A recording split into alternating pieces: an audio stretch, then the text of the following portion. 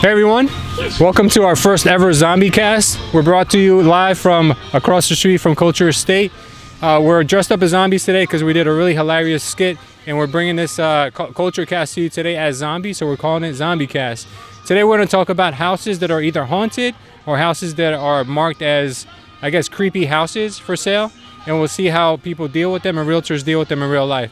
So I know we have Paul Nilsson here and we have Paul Testa to my left. You're in a Paul sandwich. We're in a Paul sandwich. So we're going to talk about a couple of things that we found on the internet that are pretty interesting. First of all, right nearby, right next door in Westfield, there's the house that's notorious. It's labeled the Watcher House. Paul is going to tell us about that, and we're going to also find out about Paul Testa about houses that are for sale that are supposedly haunted. So Paul, tell us about this Watcher House. Yeah, the Watcher House is on the boulevard in Westfield, and a couple of years ago it was up for sale, and the prospective buyers were getting creepy letters from an anonymous source, basically saying that the house has been watched in the past, back in the 20s and the 60s, and now this person is in charge of watching the house now, sending letters just basically scaring the buyers out of purchasing the home. Creeping the hell out of them, I guess. Really creeping them out, yeah. I know my wife wouldn't buy that house if she got those letters. I know there was some of the letters said something about people living in the walls or being behind the walls or something. It was really, really crazy. The letters were requesting that there be young blood in the house. Yeah. And this particular couple had young children, kids. So it really scared them. So the people who are selling this house now, obviously they can't get anyone to buy it now because it has a stigma. No, now. this house is stigmatized, but it is actually up for sale again. Mm-hmm. So I guess they're giving it a shot another time. But they're asking a couple $1 million less than or a couple $100,000, excuse me, a couple $100,000 less than they actually have into the house. I'll buy it for $1 right now. $1.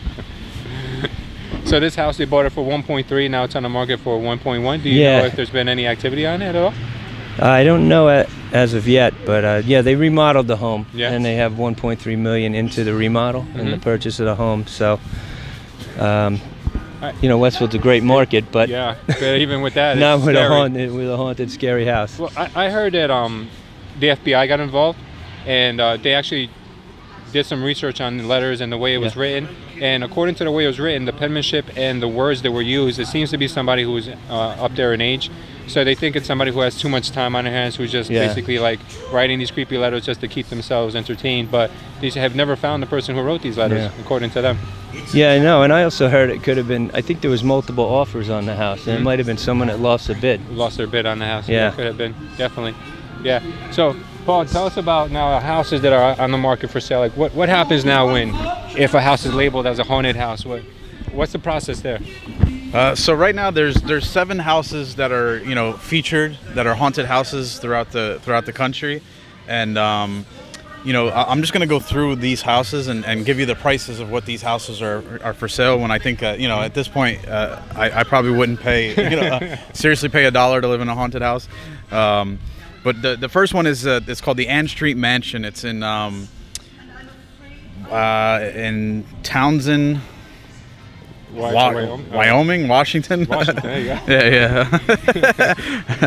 And it's for sale for $750,000. It was built in 1889. And the next one for sale we have is a $2.4 million home in Georgia, and it's called the Hampton Lily Bridge House. Okay, and each one of these houses, have a story behind them between the who's haunting it. The next one that for sale we have another $1.2 million home, the Alien Mansion in Wisconsin. So it sounds like if you call your house haunted, you can get a mill. Yeah. I mean, that's what I'm getting at here. Each house is up there over $500,000. I haven't seen one cheap yet. The one in Minnesota is $750,000. We have one in Dakota for $6.8 million. It's called the Dakota, and in 1980 the house was co-opted by John Lennon. It's where he was murdered. Okay, so so they're saying maybe John Lennon haunts this house. Yeah, that would raise the value of it. And we have another one for $749, and another one. The cheapest one you could get is in Pennsylvania for $176. Wow. So if you're looking for a haunted house, give me a call. My name is Paul Testa with Culture Estate. Specialize in haunted houses. I keep my eye out for you. But yeah, I mean that's what's on the market right now, currently in this market. If you're looking for a ghost to live with you. Unbelievable. So Well, I think it takes a special buyer, though. it does. You gotta have nerves of steel. Well, living in New Jersey, you know that we're gifted with these older homes, and they all come with stories. And sometimes, you know, you hear these creaky floors and you get kind of creeped out. But even our own stage house is built back in the 1700s. So God knows, you know, what people lurked around here, what stories it carries with it. But personally, myself, I experienced a kind of a creepy situation with the house a couple months ago. When we first moved into Culture Estate, we had a transaction going on right here in Scotch Plains. And the buyer of this house, I was representing the seller. The buyer started getting text messages, and the person was telling them that their grandmother was buried in the backyard of this house, and that they shouldn't buy it because if they bought it, they're gonna come and dig up the body, and that there's like all creepy facts about a house. And it was like very crazy because the same attorney that was representing my seller was the same attorney that was representing one of the parties in the Watcher house. So it was so reminiscent of like everything that was going on. Thankfully, you know, like everything came to light, and they saw that it really wasn't anyone that was, you know, related to the transaction that was sending these messages. It was just a random person that had nothing better to do.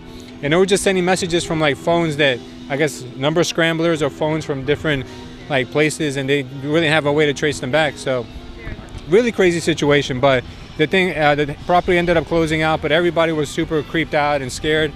But thankfully, you know, nothing came of it. But I could just imagine how these folks at the Watcher house must have been, you know, with their transaction, because it never transpired, you know, and they still have to deal with this house every day of their lives. They don't even live there anymore. Now they've moved on somewhere else, and this house is just there, and is just sitting, you know, unsold.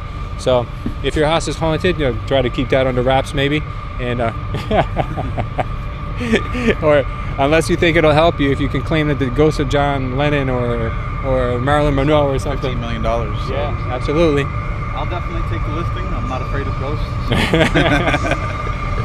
All right, well, if you guys are out there watching this and you want to get into real estate, or you're thinking of becoming a zombie, give us a call or visit culture.estate. Thanks for watching, guys. Have a good Halloween and be safe.